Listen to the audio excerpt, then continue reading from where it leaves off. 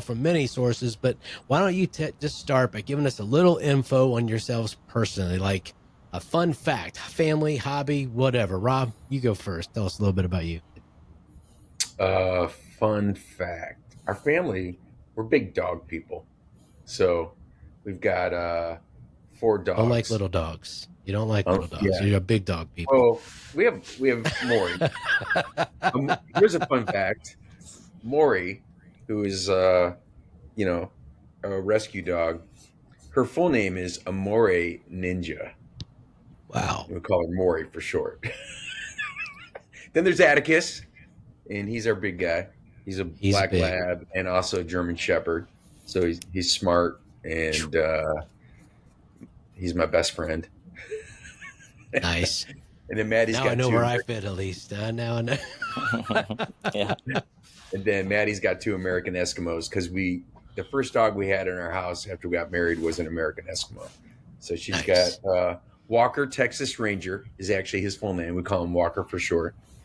And then there's also Junie, which is short for Juniper. So we love dogs. We're a big dog family. There's a I fun love fact. it. There you go. Brian, how about you? Fun fact. We are living our best life right now, sort of, because it's college football season and we're diehard Alabama fans. But maybe not our best life because it's a tough year, down year. It was a tough Texas game. That was brutal. You didn't have to bring that one up. It Oh, was unnecessary. it was absolutely unnecessary. Well, we might have to not edit that one out. Probably not. I love it. You guys have been friends an awfully long time. But if there's some on the call here today or listening to this as they are finding their way through life, let's give a very short history for context. The Fully Alive community here is hosted by Disciples Made, a ministry that I put in place a number of years ago. And Rob, people regularly ask how Disciples Made and the Kansas City Underground are related. And it all starts with how we met at Westside Family Church back in the day. You want to share how Disciples Made that and the movement that was going on there drew you to Kansas City in the first place? Well, we were in the process of trying to find our next place to land after clearly having a sense of release from South Bend, Indiana. Yeah. And one of the things that drew me to Westside was seeing that underneath the surface there was this really deep intentionality about helping ordinary folks um, join the Spirit of God in developing spiritual habits to become more like Jesus, and then also to get a sense of clarity on their calling. And it was really compelling to see that there was high levels of transformation that were happening, but also reproduction. And so that's something I've been really passionate about ever since really I was a teenager. And it's, Dallas Willard who said the Great Commission has largely become the Great Omission in a lot of Western churches. So Mm. whenever there's a sense of like, wow, there's like a move here that's grassroots and it's not um, being led from the stage, but it's being multiplied through the lives of ordinary people. So yeah, that was super compelling to see that. That was fun. And soon after you got there, you recruited Brian. And so, Brian, from your perspective, you came up to do some worship leadership in one of our sites and also to do some neighborhood impact stuff. From your perspective, how did the Disciples Made movement there at Westside that Rob was just describing start seeding the development of what's now the Kansas City Underground? Yeah, when I tell people about the underground, I definitely say that Disciples Made, I'm using Rob's hand signals here, really created that, like cultivated the rich soil of disciple making that we planted the seed of the underground within. So, I mean, just from what I could see, I've been part of big churches and small churches, and I was definitely in, I don't remember what years those were, but like that kind of a shift, I feel like, away from just church growth and we're re-embracing, oh yeah, Jesus called us to make disciples. What does that mean in the everyday stuff of life? And our church had wrestled with it We were a part of different trainings and things, but then hearing about Disciples Made and the way that people were engaged in these relational environments, and how people were involved in this thing called FM and LM and all this stuff, is like, man, this is like something's happening in this place. Like there's a level of engagement from just ordinary people that are really multiplying. Like it was really unlike anything I'd seen or been a part of, even though I was a part of trying to like help create those things. So that's super compelling to me as one that's like trying to help create it. Is like I see something that's working somewhere else. Um, and, you know, I can see now looking back, it's like these are the stories that long term would flow out into something that couldn't be contained in a building. Hmm. Yeah, Rob, I remember early on, we went down actually to Auburn for a conference, and that's where I met Brian for the first time. That's And we right. were debriefing on the back porch of our hotel room, followers made and all the things. And I said, Rob, why don't you speak into these a little bit? What do you see and what needs to be changed for these to go to the next level? And that's when you started talking about how we could um, weave more intentionality about become known as the blessed rhythms, and really engaging more of that. And what I saw happen as that got combined with the give passion story stuff that we regularly do is that people just like categories opened up in their minds as to how they could be more engaged citizens of the kingdom of God, not just members of a church. That's Hmm. kind of some interesting things that I've seen and ways of talking about that recently. So powerful. Well, in a number of years after our time there at Westside, we both knew that it was time to launch Disciples Made in the Kansas City Underground as individual ministries. Disciples Made through this Fully Alive app is really centered on helping people live fully alive through the courses and the cohorts we offer. Rob, how's the Underground different from Fully Alive? And then Brian, how do these ministries kind of work together to make life on earth as it is in heaven? Kansas City Underground exists to fill Kansas City with the beauty, justice, and good news of Jesus.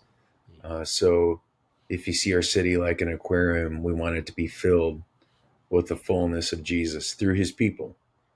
And that means we need um, every single man and woman and boy and girl to have repeated opportunities to see and to hear and experience um, the goodness of Jesus in their network of relationships. So the Kansas City Underground exists so that we can help ordinary people discover their unique masterpiece mission.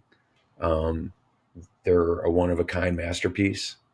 And in their gifts, their passion, their story, there's a particular pocket of people, a particular place where they're going to have a sense of being sent.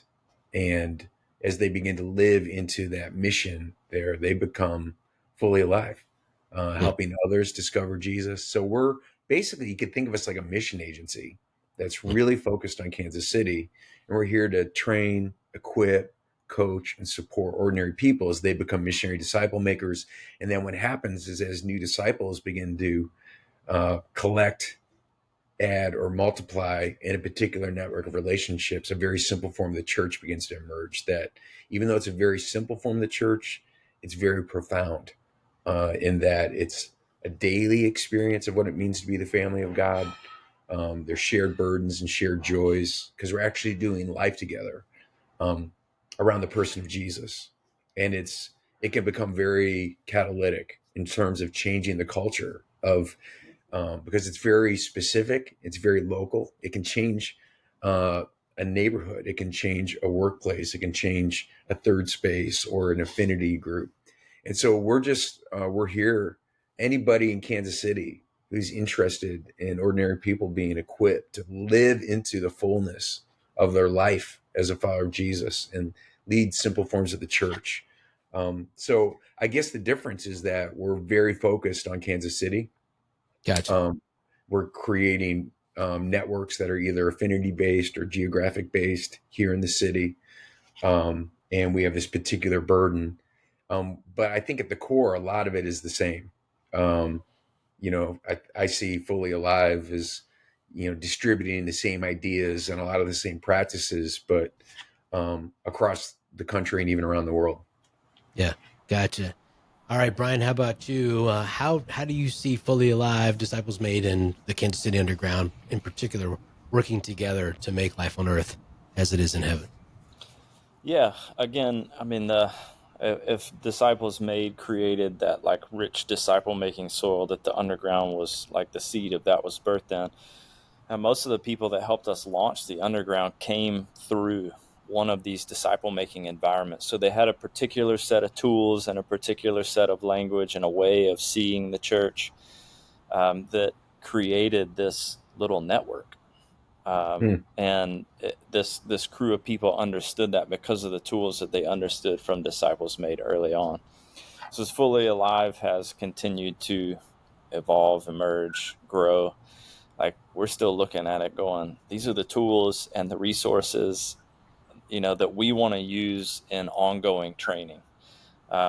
So a lot of the primary tools that we would still use about how to train people to be everyday missionaries in those spaces, or how to discover your masterpiece mission so that you can understand the people to whom you've been sent. So Rob was talking about that masterpiece side of, like, we train Mm-hmm. everyday people to understand their masterpiece mission, make disciples in that context, see micro churches emerge. Fully Alive is the ecosystem, the training platform that partners with us to do that as well. So the room I'm I think sitting you would. in actually yesterday had a crew of people here that are walking through Missionaries Made. Awesome. So Awesome. we're training new I'm, I'm people. I'm kicking off a training huddle in October that is Find Your Place, and we'll actually be in the Fully Alive app using Love that it. training huddle as we're going to meet in person here in Kansas City. It's just another example. I love it.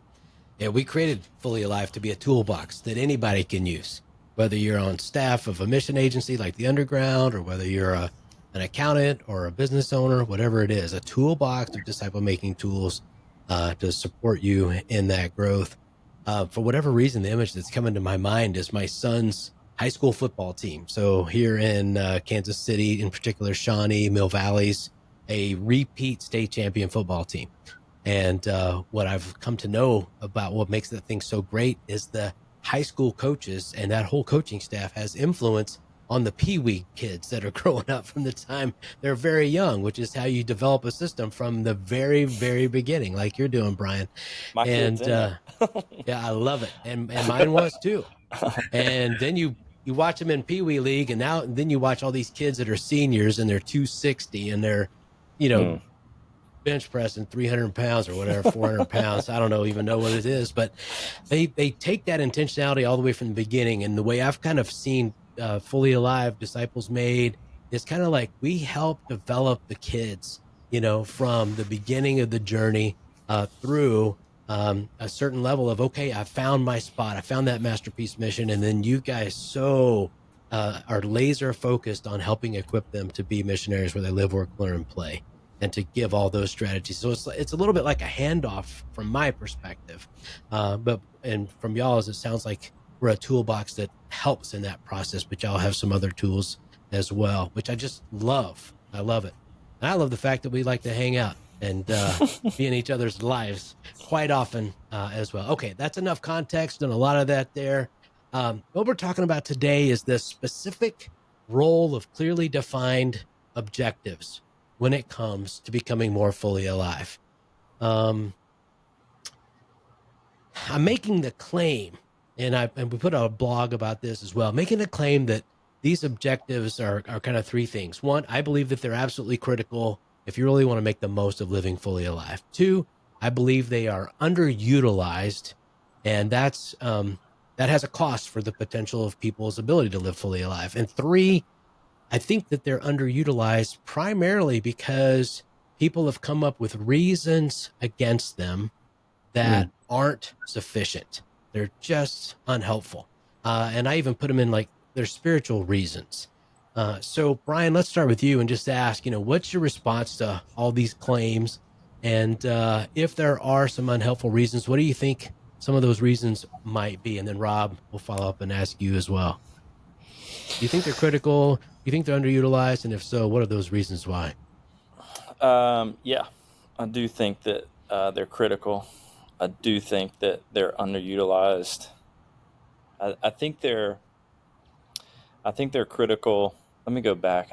This is a big question, so I'm trying to like It assimilate is. all my thoughts at the same time that I'm trying to speak. Because I'm hearing it different. I mean, pulling the veil back on the curtain here, you sent us the question, so I've been processing this. But Sure. just like hearing you work through that was kind of reframing it for me in a little ways of like, um, they're critical because they help us know where we're going. And Mm-hmm. I didn't always know that. It was, I mean, except like, a vague statement like, be like Jesus. It's like, I mean, I can keep studying him and kind of doing that. But um, yeah, the thoughts that I wrote down the other day when I saw those questions were, if you don't know where you've been and you don't know where you're going, then you're just going to stand still. You're stuck. You're not moving. And I think that's kind of like tied to 1 and 2. They're critical. We need to know where we're headed. They're underutilized to your detriment. Like if you don't use them, you're not moving towards those outcomes.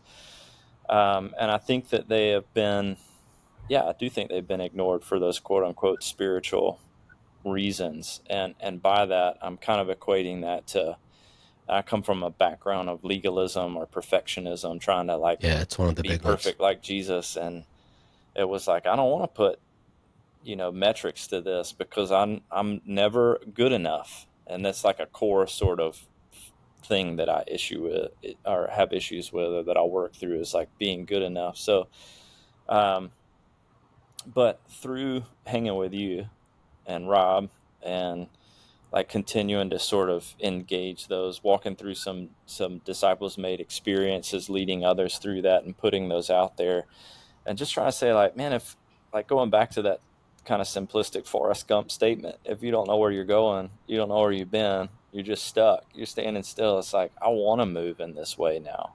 Mm. And I want to have something that helps me examine my life and say, is this where I'm headed? Or am I heading in the direction I want to go in? And be encouraged by it or be convicted by it, and allow the Spirit to like open things up and go, why is that so? Because I know that He's good, and I know that He's not condemning me. But I also know it's like I've paid attention to, character and calling in my life and how those have moved. I'm moving with greater joy in my life as He cultivates Mm. the gifts and the fruit and the calling. That So makes a lot that's of my sense. response. Good. Rob, how about you? Similar response as far as how, critical and whatnot they are, and then what other potential spiritual reasons do people use to try to keep those at arm's length? Yeah, I think all of it is done in a spirit of grace, um, versus legalism. Again, For sure.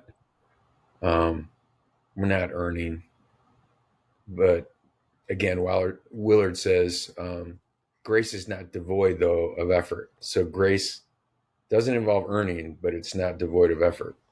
Love that quote. And so one of the things we've talked about internally in the underground, and I don't know if this will be helpful, but there's things that are metrics that are kind of hard data points that you can count. And the Bible does have metrics. It makes note about how many people are in the upper room, how many people got baptized, right? Like Paul has got, you can go to the end of Romans, and it's like he's talking to 26 leaders that he lists by name. Like there's things you can actually count. So in the underground, there's things that we count. It's like we want to know how many people are baptized. We want to know how many um, committed missionary disciple makers there are. Now they self-identify. It's not like we force them, but they fly their flag, and it's like, okay, now we know how to support and coach you. How many Mm. hub teams? Those are leadership teams that are supporting the micro churches. Let's count the micro churches, the missionaries. There's the things that we count that are expressions like you see in the New Testament. It's like, hey, we know how many leaders there were, how many baptisms there were, those kind of things. And then measurements are the softer side. So a metric is pretty black and white, but a measurement is what Brian is saying. Is there any movement? Mm. So we have coaching circles, and we're trying to facilitate sort of measurement conversations, like things like, hey, how you doing with mission in your context? You know, are you having meaningful conversations? Are you having spiritual conversations? How are those going? So it's not a metric. Like, you need to count how many conversations you've had, but it's more like a vibe of like, is the community deepening? Is it taking on more of a depth in terms of, we're not just talking about the weather anymore. We're talking about our souls, you know, and we try to get the everyone thinking about what kind of measurements should we be looking for. So we talk about worship, community, and mission, and there's things inside of each one of those that are more measurements. You know, with community, it's like, how are we doing actually as a microchurch of loving one another? Like, we have this little coaching sheet. One of the questions on it is like, how are we doing at texting and talking? Like, does our microchurch actually even have a text group? And are we like pinging each other? Is there a sense of like, we're doing life together? And again, it's not a legalism, but it just helps us get a sense of, are we partnering with God? Are we developing and curating the things that matter most? So I think for me, if you don't figure out what the metrics and the measurements are, you're going to drift. Yeah. Yeah. Everything is pushing against us living intentionally on mission. We live in a world that's at war spiritually. Like, I'm talking about the invisible realm. There's actually intelligent demonic forces that are working against us. We have the southbound pull of our own brokenness and our own fallenness. And then we live in a culture that's a marketplace of a million ideas that are competing for our attention. If we aren't intentional about what we think Mm. needs to be counted or what we want to see moving forward, Mm-hmm. we're going to get swept away. Yeah, Yeah, we I use think you're right. the simple phrases of metrics, or counting is about how many, and then measuring is about how far. Mm. Interesting. And it's, the metaphor that popped in my head while he's talking. I'll make it quick, but like, one of my kids, fun fact, we have triplets. So one of them was like underdeveloping, and we took Mm. him to see a specialist, and they're measuring his hand growth and they're Mhm. tracking that over a season. And it was like, if he doesn't reach this point, we'll do some medical intervention to, increase health. But like, we don't want to do that yet because it's not really time. Like, he's in a window. And anyway, while Rob was sharing that, I was like, oh man, if I'm gonna Mm. measure my kid's own growth physically, why would I not do that spiritually? That's good. That's real good. And Rob, as you were talking there, it's like you described things that were attractive.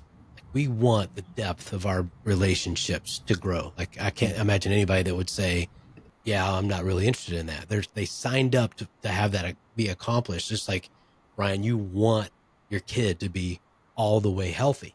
And then you mentioned indicators of that health, that you could point to and say, if you're doing this, then that's going to add to that bigger goal. And that's kind of what we're doing as we go after the primary objectives of spiritual formation. And the beauty about how we do this, particularly with the My Impact equation, is we measure character and calling. Those are the clearly defined objectives. There's only two, and we can point to the things that the Bible says about character and calling to help us start to get a measurement.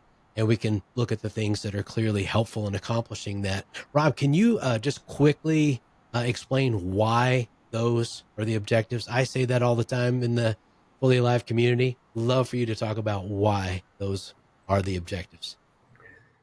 The genius of Paul is he's kind of trying to pull the veil back for us on The understanding Apostle how Paul, the right? Apostle Paul, that's right, Yeah, yeah, yeah. on how the Spirit of God now is resident inside of us. And Jesus said it's actually better for him to go away, which again, the Mm. disciples had to be like, are you crazy? You're the greatest person who's ever lived. Going away is a bad idea. But of course, now Jesus is available to live fully in us through the Spirit. Mm. And then Paul talks about these primary ways that we're going to see the Spirit changing us and moving us into union with God. And so one of them is fruit of the Spirit. It's this beautiful image of think about all the fruit that you love, whether it's apples or grapes or oranges or watermelon. It's just tasty, refreshing, life giving. And he gives this list of the fruit of the Spirit and what that character looks like. And it's really the character of love. It's a picture of what Jesus looks like.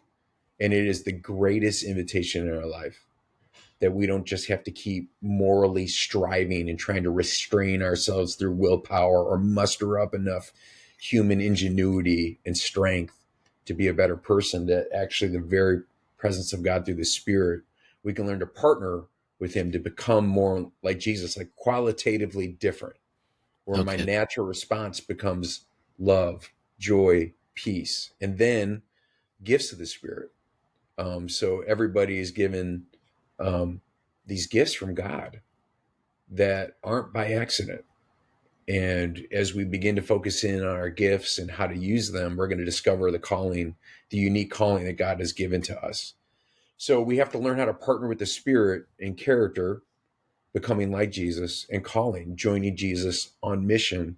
And these meet the deepest human longings to be loved and to be on mission, to know I'm making a contribution, to be significant. Not that I'm earning my significance, but that I know I'm participating in something that's actually meaningful and even eternal. It's not going to be passing. Right. So it's deeply human to want to live into all of that. And it is the answer that God has given us through the gospel and through Jesus Christ to meet our deepest desires and longings. I love it. We've done seasons of podcasts on these ideas and could do dozens more, just how fully alive the pursuit of character and calling actually makes us. So, getting specific, Brian, about the my impact equation, when we are measuring character, that's pretty straightforward. We ask 9 questions and one question for each of the 9 fruit of the Spirit that are listed there in Galatians 5. So, probably not going to take the time to talk about that. We give you a kind of a biblical summary of what each of those fruit really does mean, and people can rate themselves 1 to 10 on that. But the questions might come in around calling, because our calling questions are pulled from a variety of biblical ideas and practices. Will you just briefly just describe those calling things, or even summarize them, however you want to go at that? Sorry, I had to unmute my mic. I thought I was unmuted and I was about to start talking. Yeah, calling is, and like a quick caveat on this one. This one is a personal issue for me of like, we've taken calling so much and we've limited it to just a select few that have had a platform or that have gone overseas and done something crazy. And so I think like there's some confusion or maybe some like hard to hold this idea when we approach it at first, because the calling idea has been so limited, rather than it being open to all of us that follow Jesus and To the like ordinary clergy and people. missionaries, like you're talking about. Yeah, yeah. Gotcha. Rather than the everyday people, because the calling it's about our passions, both spiritual and natural. It's about the collision of that with our gifts, both natural and spiritual. And so, man, I love how you always talk about how you say the Father ordained salvation, the Son accomplished it, but the Spirit applies our salvation. Man, that phrase has it like revolutionized things in my mind the first time I heard you say that. It gave me a framework for how to see what the Spirit is doing. And then you talked about how the Spirit deposits gifts in us and cultivates fruit. And so those like spiritual gifts, the things that you know, we take assessments on those things. We identify what our spiritual gifts are, but there's also those natural gifts that we have that like I've been made to do a certain thing. Like I've cultivated a certain gift. I've given my life to learn how to play music well or something like that. But then there's also these passions that we have where if we really get into the spiritual side of it, we begin to look at the the APES, the apostle, prophet, evangelist, shepherd, teacher. What are those gifts that have been deposited? And again, that passage is about I believe, all of God's people, not a select few, to equip the whole body so that we might attain fullness. But then there's these natural passions that we have too. And I always tell people, it's like when you're thinking about your calling, it's usually probably centered around the thing that makes your heart beat faster. Like Hmm. you get excited about that thing and you want everybody to know about it, or it's the thing that wakes you up in the middle of the night in tears and your Mm. heart is breaking and you're going, as long as I draw breath, I'm going to work to see that area of brokenness righted. And Mhm. so the calling questions are really about asking, can you identify and articulate your spiritual gifts and your natural gifts? Can you clearly articulate your spiritual passions and your natural passions, like your top two or three there? And like, not only can you identify them, but what others also say this about you. Hmm. so, so it's Yeah. like, I'm not just making this up. People see this in my life, and you're paying attention to being developed in those areas, and you're also using them to serve others. It's not just something you're holding for yourself. So those questions are centered around, like, how clear are you in that? And if you're not, like, again, if it's a two, like, let's move toward a three and a four and a five. Yeah. Mhm. Like Yeah. Most Brian people. Phipps, the way you're so passionate about badminton, so everyone is around you. This guy in badminton, it's crazy. It's hilarious. I don't think I've played that since my kids were little, but you know what you need to do, Rob? You need to put your Transformers helmet back on just so you can get all of your funny. Wasn't that Transformers? No, I don't know what you're talking friends you missed out Don't on. even act like The that. beauty of Rob. He is a brilliant middle schooler trapped in a 52 or 3 year old body. Anyway, moving on. So what I was gonna I think what I was gonna say. I'm gonna have to go back and try to remember what I was gonna say now. Oh, I know what I was gonna say. The calling portion of this. Most people, when they take the my impact equation, and here's kind of proof of point here, when they take it, the calling is very low because the about. idea of taking a gift measurement or a passion measurement has just not been put on their radar for whatever reason, and so they score pretty lowly on some, or yeah, on a lower side. But then they take an assessment and they quickly, their score starts to go up. So that movement that we've been talking about so far is almost case in point. And there's a measure of fully aliveness that comes with it because now they get that sense more intuitively and more naturally that they were made on purpose for a purpose, right? And they can start to see that and start to allow that energy to channel in that way. So, Rob, back to you. How have you seen these objectives and the accompanying measurements of them actually help someone propel forward in the fully alive life? And um, how do you know it was the objectives and the measurements that did that? Got an example? Yeah, I think um, like with intentional discipling environments I've been a part of in the past, when people take assessments, um, if it's done in a graceful way, um, it can do a couple things. One is it makes us aware of either a gap or Mm-hmm. maybe a strength, and then that can lead to a meaningful conversation that can help identify something that's happening probably internally that needs to be highlighted and responded to. Um, like just a, um, I think of, I mean, there's so many examples, but just to Right. give you, I'm starting with our microchurch. We're like launching a new 3 to 5 space, 3 to 5 guys. They're going to be meeting. And the first thing I want to do with them is actually, get them into fully alive and get them oriented on the fully alive life. Have them take the um, my impact assessment, so that as we're moving forward, this is our framework that we're partnering with Jesus in character and calling, and we have a sense of where we're at on the journey, and we're all sharing that with one another. But it's so we can ask those deeper questions, um, like why is my score so low on character, and someone can reveal, well, mine's patience, and I'm losing my temper a lot. with my wife and my kids, and like, let's talk about that. Why is that? Mm-hmm. What's happening? So we're going to get deeper into his story, and probably not just with his wife and his kids, but probably his family of origin. And Mm-hmm. if you're being wise, you're going to keep asking questions to keep going deeper into gifts, passion, story, and then also to help people then get the support they need relationally. So it's like, now I know you're struggling with this. I could be praying for you. Yes. And then you have a place to confess this. And then also to look at what spiritual habits can we apply to this, right? What might help with patience, right? Well, intentional service can help with patience. Also, Mm-hmm. it'd probably be good to memorize some passages of scripture. Let's go to James, and that way I can start reprogramming my mind. So it allows for informed and more surgical conversations about spiritual, emotional, relational, and even physical development.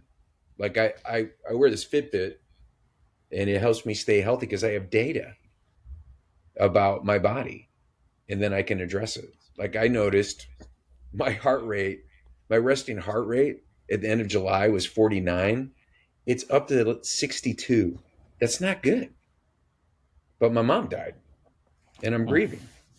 You know what I'm saying? I got a lot Mm-hmm. going on. And but I need to pay attention to it. That's my body going, "Hey man." So now I can address that, and I need to look at my life and go, okay, how am I maybe not processing this in a way that's helpful, or what habits do I need to address in my life? Who do I need to process this with? Without the measures and the measurements and the metrics, I think it's like we just get swept away in the relentless pace of life. Mm. So it helps us Yeah. pay attention, which is a huge part of spiritual, emotional, physical, relational growth, paying attention, and then asking better questions and knowing how to respond in cooperation to what the Holy Spirit's highlighting. I love it. That's so helpful. So what you said with this many words was it helps pinpoint or diagnose areas of character, areas of calling that can get more focus in order to raise the whole. And the Yeah. more you are able to do that, the more fully alive you experience life, and it's beautiful. I'm going to jump right to asking just specifically about that. This is a team project. Taking the My Impact assessment is a team project. One of the weaknesses of this um, assessment is that it's completely subjective.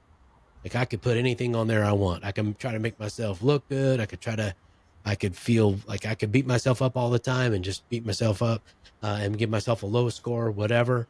Um, we need to have other people in here to give us feedback on this. And so just kind of just for time's sake, just kind of narrow, just start to push through some of these questions here that we haven't hit, which is all right. I'm going to start that over. That was a fumble. Brian, I was You, trying to merge questions 10 and 11. yeah, you started. I can answer both of those if you want pretty quickly. If you started with that section with "I love it," and then you could jump to the merge some of these and say that it has its strengths and weaknesses. Okay. Um, All right. and I can answer if you wrap it up and how has it helped you personally. I don't know if you want to try to do that, but Yep. Yep. because We can do I that. answer its accountability in community, which is about the team thing. Got it. All right. I'm sure Hannah's in there and she's marking this spot, so that's good. All right. I love it. All right. So, shoot. Where do I start? I For would 10? Yeah, I would say I would wrap 9 in there too. Like no measurement tool is perfect, and I can try to pull some flow into this if you want to, if you just want to go to 9.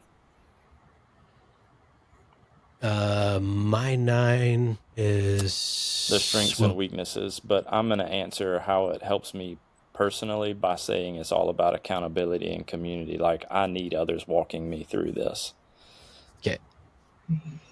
All right, Brian. no measurement tool is perfect. Uh, what are some of the strengths and weaknesses of the my impact equation from your perspective? Yeah, I like that we got to kind of go back and forth on this, in that email that we shared earlier about just kind of processing where I've been with this tool. Because I think like the strengths of it are definitely that it brings clarity. I think Rob was saying that, like, I Yeah, objectively have some clarity as to what's going on. We're not just wandering around hoping to stumble onto something that can help us become more like Jesus. I always call that accidental disciple making. Like, it happens sometimes, sure, but um, absolutely.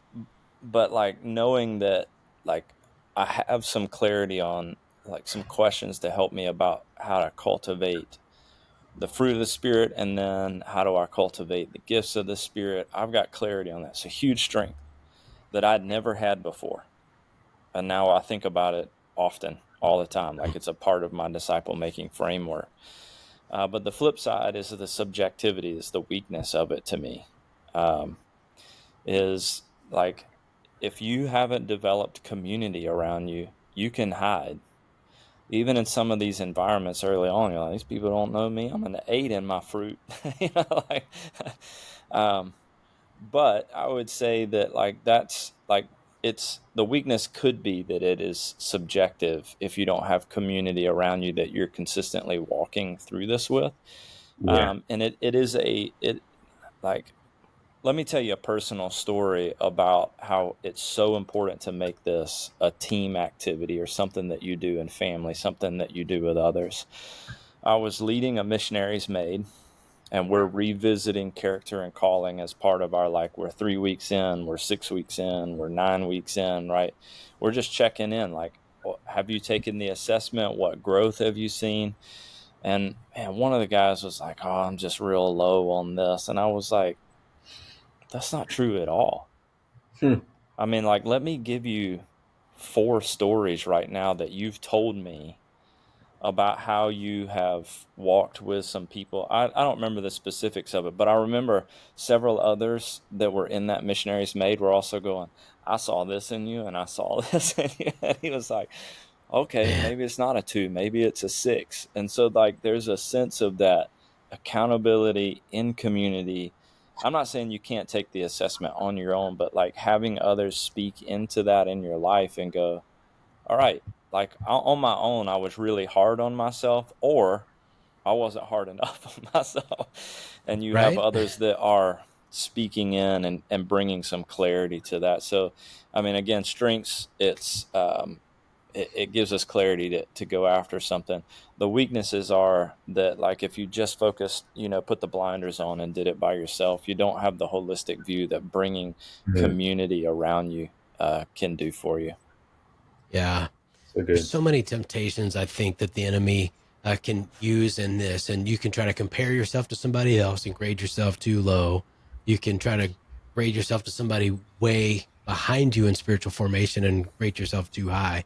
The goal is just to continue to grow and to live more fully alive.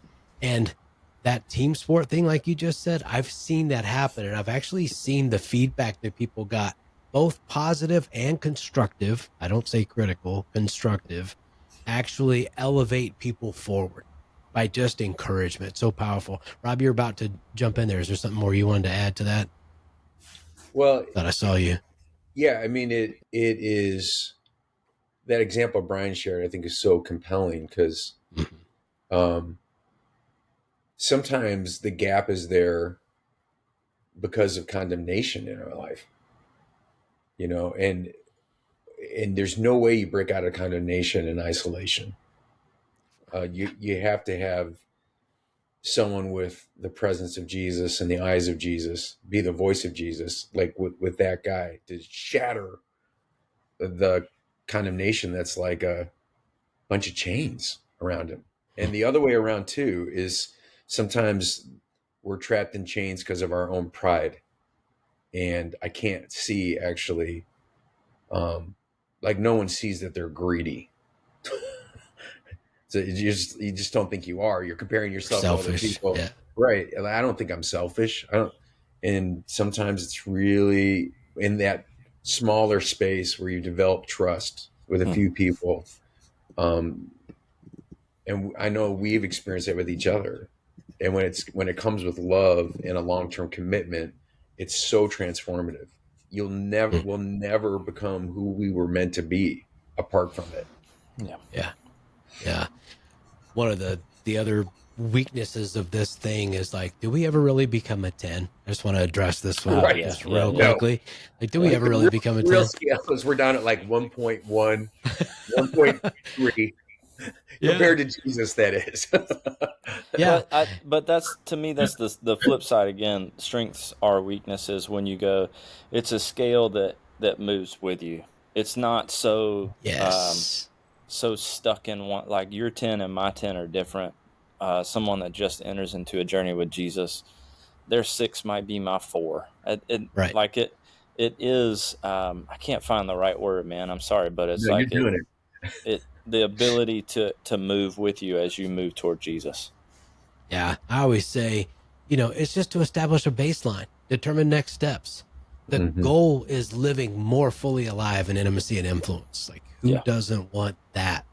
And so it's a beautiful thing. It serves you. And I always tell people as well, like 10 keeps moving, right? There's days that with patience, I'm a 8 and or 9. There's days I'm patience that I'm a 2. But I know what the categories are, like you said earlier, Brian. I know what those are, and I know I can stay intentional about moving forward. Okay, let's start to wrap this up. Personally, one way that the My Impact equation has helped you personally, and then one other question of that, but rapid fire. Brian, how's it help you personally? Oh man, I think just kind of going back to that story I just told. I don't have like a thing that's popping up like, oh, I remember that time I took the impact equation and walked away from it. But it has, the flip side of it, not necessarily me personally, but help me in my disciple making with others when they're asking me like, how do you know like how you're following Jesus? It's like, man, character and calling. Like now like the flip side is I have a tool in my tool belt to help someone else, where before I was like, I don't know how to help you move to be more like Jesus. Read the Bible a bunch and do some stuff. Now it's like, hey man, let's talk about understanding character and calling and how you get to make an impact on the world. So that's one angle on it. I love it. And you basically answered the question in a great way. My impact equation wasn't the time I took it. It's the fact that those categories are in my head all the time. And you've actually used those categories with your kids. That one, I remember a story you told me about one of your kids was not something. It was one of the 9 fruit of the Spirit. And you were able to talk about that one particular fruit of the Spirit with him. I think it was Cash, but I can't remember. All right, Rob, how about you? Yeah, what's one way this has helped change you personally? Yeah, it's there's a tendency with mission, like we talk about finding your mission, living into your calling. There's a tendency with spiritual habits to make them an end in and of themselves, and when we do that, we become Pharisees, and we get on that kind of gerbil wheel of earning and striving and comparing, and character times calling pushes us beyond for the ultimate outcome of like I'm intimate with Jesus and I'm coming under his leadership in all of life, and that means it's going to show up. Am I a more loving person? Am I a more joyful person? I'm not making the means the end.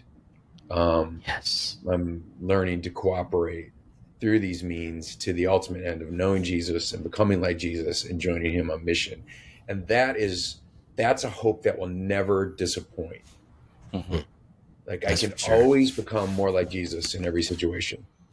I can always join Jesus on mission in every situation. Anything else I'm placing my ultimate hope in is going to be super disappointing. And we tend to put our hope in all these small little hopes that are so temporary.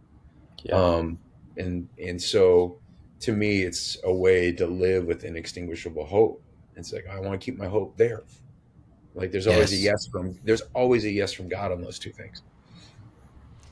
And there's always more fully alive with that yes. Yeah. Until we are made completely fully alive at home. All right, very last question. I started this whole thing by making the declaration that we're underutilizing measurements, and we've worked the last little bit to make a case for why they're critical, some of the reasons that people give for avoiding it, trying to knock down those reasons with grace to invite people to embrace these, and then how to embrace them well. So now just put on your imaginative hats. What if 40%, just picking a number, let's start with 25%. What if 25% of every follower of Jesus made character and calling the outcomes and had community around something like the My Impact equation to start measuring, like, what do you see happening in these pockets of people around the country if a quarter of all the followers of Jesus did this? My answer is yeast in the dough. The 25% leads to the 40%. I always think of Hugh Halter's intro to Tangible Kingdom with this young woman he had a conversation with in New York, and as he brings the ideas of, she's like, "You're a church planner? That's weird. I don't think you should perpetuate that, And he's like, "Well, really." He started talking about the kingdom of God, and he used a story about, what if the apartment complex across the street, just like one dad stopped yelling at his kids, what would it do to them? I was like, man, I'd change that apartment, like if that one apartment changed, what would it do to that floor? She's like, maybe the whole floor would be like, what's going on over there? And starts changing. What would the floor do if, then the building changes, and then the block changes, and then New York, he's like, it was that one story of the kingdom of God coming like a mustard seed or the yeast in the dough. So that question to me is like, as people begin to live into this, paying attention to, man, I want and I long for the fruit of the Spirit to increase in my life. I want to be known as one that, like, the peace of God is moving in me, that people are like, you are different. And then like the calling that those are intersecting, and I'm joining what Jesus is doing. I think the joy that is in my life, other people are like, I want to find mine. Mm-hmm. I want to find mine. So for me, that's like if 25%, I can't even imagine it, honestly, man. That would be yeah. It would shift the tracks of history at 25%. Yeah. I'm not kidding. I Yeah. mean, it would. I think of, like, we were talking earlier today. One of the hub teams was meeting in the underground about Rick and Alice Bush, and they're called to the homeless community, and it started with one particular community that they live near, because they tend to have sort of what are called encampments, or these places that's like this park or this bridge tends to become a gathering point. So it started with one community where they're bringing food and they're bringing practical needs, clothes. They've built bridges to help people get into treatment and recovery. But it's multiplied to 3 different micro churches, and that's just one couple. And you start thinking about the exponential impact of everybody finding their unique thing like that, like them. Like, you can't stop that. Mm-hmm. It's like, this is our calling. Like, and we can't hardly believe what God's doing. And when everybody finds that, that is the plan A. Yeah. That's God's plan A. And there's just so few people actually in the game right now. That's why the underground exists. That's why Fully Alive exists. Like, I want to give the rest of my life to people like that. Like, we want to help you discover all that Jesus has for you. And It's Jesus' prayer A too, isn't it? Like in the Lord's Prayer. Mm-hmm. Your kingdom come, your will be done. Where? On earth. On earth. Mm-hmm. Like it is in heaven. That's what we want. That's what we want more than anything. And you guys, your presence in my life have certainly made my life a lot more like heaven. You've challenged me, you've loved me, you've pushed me forward, and you've been partners, and we continually mutually encourage one another, and I'm grateful. So thanks for your time, and thanks for offering your experience here. We are appreciative, and we hope to get you back again one day here on the Fully Alive podcast. God bless you guys. Good, man. Go play some badminton, bro. Go put on your Transformers helmet, bro. You got to do it right here at the end before people sign off. Come on. This is where everybody starts to click off, but they're not going to click off. Oh, that's funny. I can't find it. I found it. Here you go. There it is. A middle schooler at heart. A middle schooler at heart. The kids come to my window, and I have to be ready to make them laugh. There you go. Thanks for tuning in to the Fully Live podcast. See ya.